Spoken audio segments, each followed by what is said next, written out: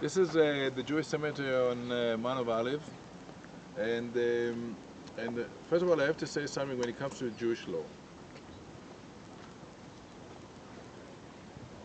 What a beautiful day! I'm really overwhelmed. Yeah. Such a, I have to say something when it comes to the Jewish law. According to the Jewish law, you're not allowed to bury people within the city of Jerusalem. That's it. No addition, no interpretation. This is all. This is a holy city, a very holy city. You cannot dispurify the city with dead bodies. So that's why you don't bury people within the city. And if someone died in the city today or yesterday at 3 o'clock in the afternoon, he's going to be buried on that very same day. You don't keep a body for the night in Jerusalem. So if someone died, he's going to be buried right away. And we can bring it maybe if you want to later on for the crucifixion time or any time. And usually people are going to be out of the city, buried out of the city, if possible east from the city, for 3 reasons. One of the reasons is because it's out of the city. The second reason because it's the wind usually goes this way, okay, west-east. So if there's a smell, it doesn't go into the city. And the third and the most important reason, and I'm going to answer your question now, is this is the path of the Messiah.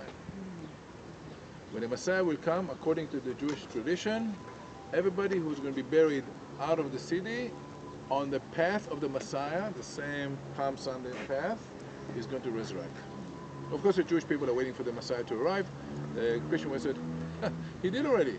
He's going to return. But listen, Jews, read your own scripture. Don't read the Christian. Read Isaiah, read Zacharias, read the Jewish prophets. They are prophesying, and everything that was prophesying was fulfilled from A to Z by Jesus' arrival and entrance to the city. And of course, when the Jewish people are waiting for the Messiah, they believe that everybody who's going to be buried along the path is going to resurrect. That's why this became to be the most popular and the most desired and the most demanded place to be buried in the Jewish way of thinking, mainly because this is going to be the path. They are the first one.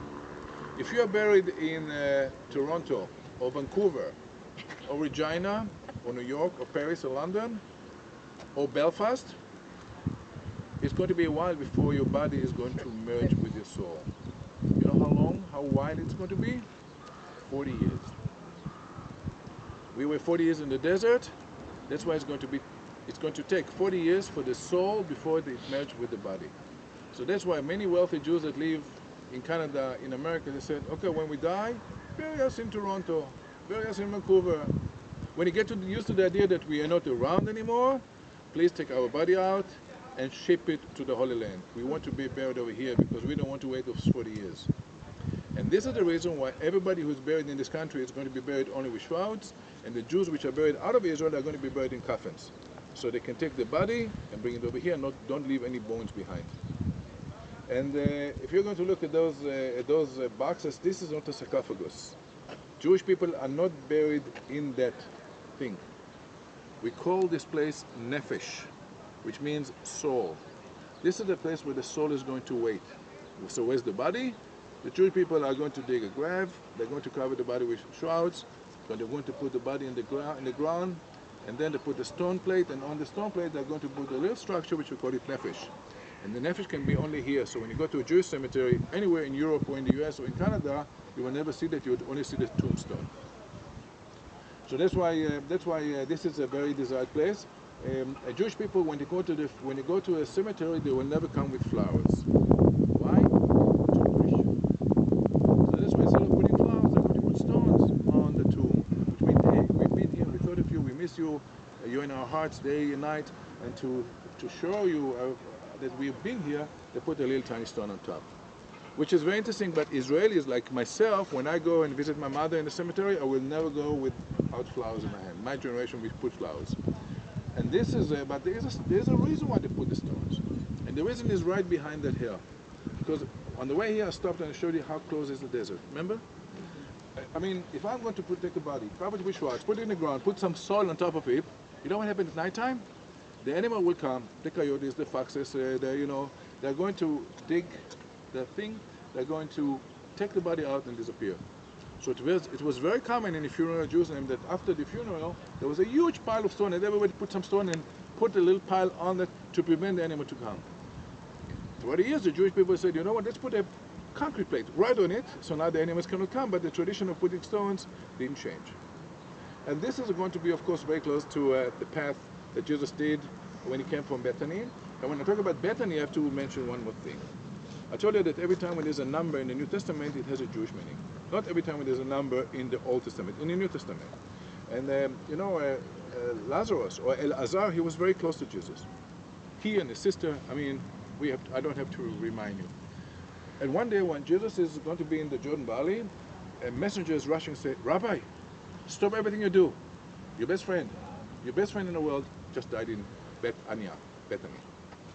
And you say, oh, thank you very much. And he keeps on doing his work, and then he goes to sleep, and he wakes up in the morning. People say, what happened to the rabbi? What's wrong with him? And then the scriptures tell us something very interesting. They said, on the fourth day, Jesus going to Bethany, and then he goes to the tomb and says, Lazarus, get up, Lazarus.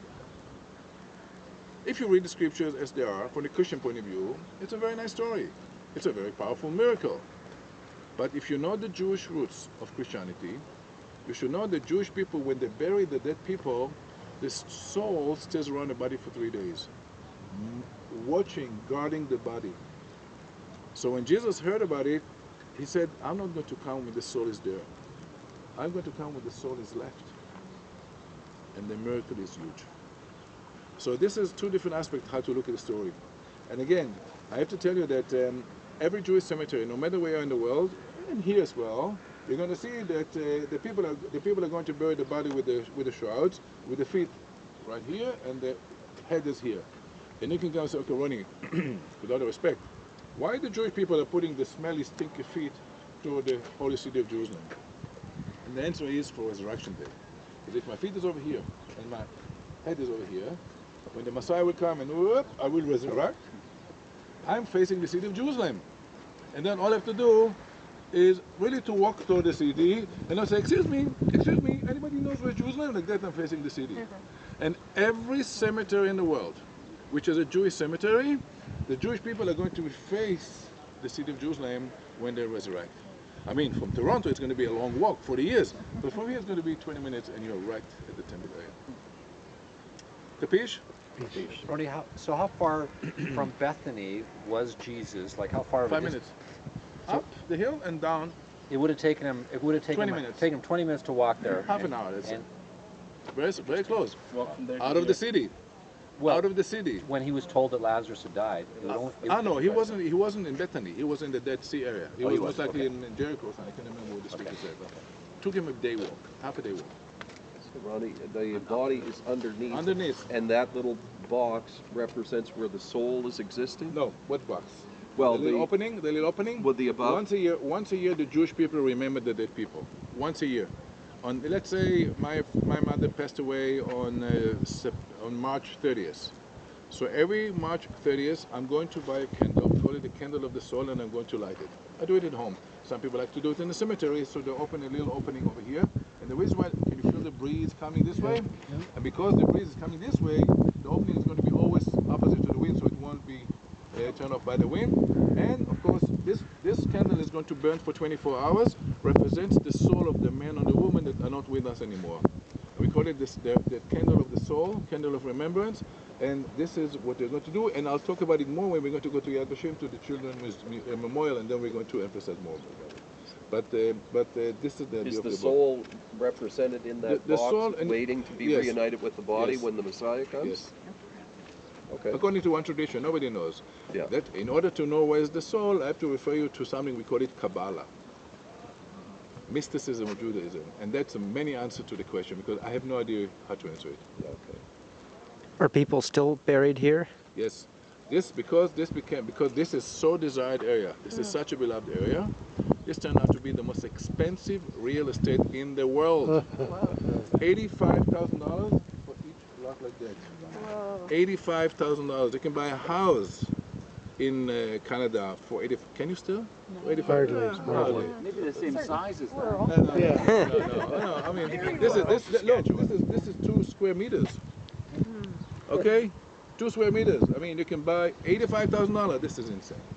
Yeah, but if you're a millionaire. Any more questions while you're recording me? Listen, Brian, you know, this guy didn't hear you, most likely, because he keeps on recording. And It's expensive. I want you to sign something, you know, before you go. Okay. Otherwise, you'll never see your boarding pass. Yes.